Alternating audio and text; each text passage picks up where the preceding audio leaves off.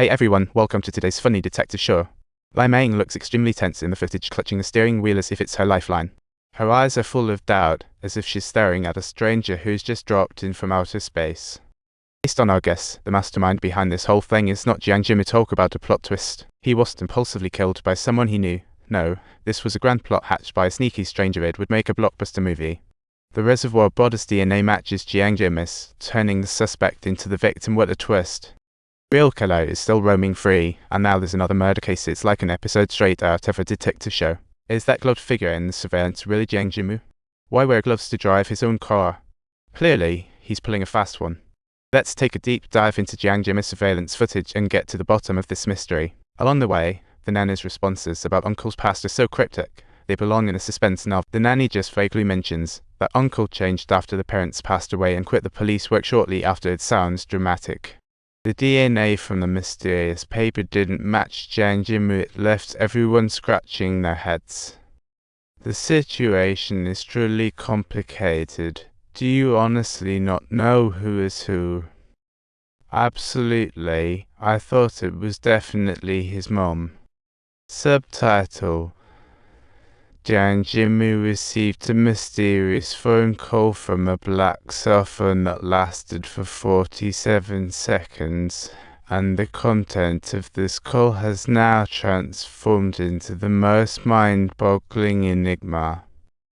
How could the call lure him away in such a short time? Meanwhile, his hotel reservation has come to light. This is getting deeper by the minute. The entire process appears to be extraordinarily unique, resembling nothing less than a movie, all entangled in monetary relationships. It truly elicits a sense of dismay. So, what am I supposed to do? Head to the lounge and check the CCTV footage around. It's not exactly a small town. Once inside, be careful and analyze everything closely. If you find Jiang Jimu's wife Zhu Langzi, make sure to get a deep interview. When Zhu Langzi talks about her deceased relatives, there's absolutely no sadness, which gives off some strange vibes. But once she mentions not having her own room, she looks like a kid who's just lost their favorite toy. What's weirder is she seems unconcerned about her husband's death, like an emotionless robot. It's unheard of. This experience makes her unnaturally calm in the face of death. Does she really have a mysterious past? Zhu Langzi already knew about Lai mining. What secrets is she hiding now? That apartment Lai mining bought for me back then, how much is it worth now? I asked her directly. Busy with our newlywed life, I was always impressed by her. First time I heard her name. And what else? Did anything change with Lai mining? Any updates? It's not too obvious, but why don't you ask about the victim's story? Have you heard about her husband's story? Did Lai mining die? No, that's what the police said. Really? Han Jun stepped in, eager to find out Jiang Jimu's whereabouts on the day of the incident. Lai mining recalls leaving the store around 11:30 a.m. and not returning until 7 p.m., clearly a golf aficionado. Yet that night, he suddenly lost control and caused a scene at the bar, picking up bottles like they are props from a bad play.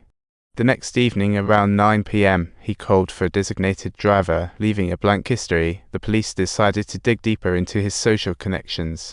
Meanwhile, Jiang Jimu's wife insists she's independent and doesn't like drama. What a hilarious statement. She says they sleep separately since newlyweds. There's this invisible wall between them.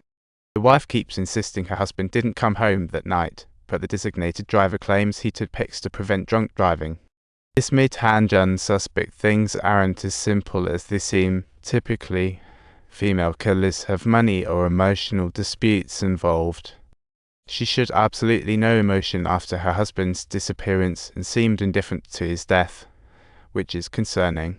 When she mentions childhood stories, she's stone-faced, but brings up not having a room as a child, and boom, angry expression. It seems she's hiding something psychological, craving to control her own space. Police decided to bring her back for another round of questioning. Who knows? It might lead to some big revelations. She acts super calm, but when key evidence pops up, she starts finding excuses, saying, "I admit I dated several guys. One of them is a tennis coach, and they broke up less than a month ago. This plot is moving faster than I can keep up. She once asked me, if you don't mind, can we meet? It sounds just like a line from a movie. And Jan immediately tracked down this coach. He admits to dating Zhu, but in a flippant manner, just calling it a fling. Despite claiming he wasn't hurt, the police become skeptical. Are there more hidden secrets at play here? But the timing of their relationship's exposure is just too coincidental. Because at that time you were dead tired. Maybe you should have just killed me. They both said they were going to team up against me.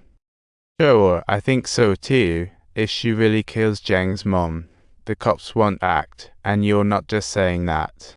Did you hear anything, Chairman? Can you mirror it with Jiang's mom to show their tragic fates? It's been said that she's lying to us, and clearly this is an attempt. Subtitles. This could very well be just a vague trap. Right now, it appears to be a plan full of mutual fighting, exactly like a Hollywood plot. Want to know more exciting content? Don't forget to like and subscribe.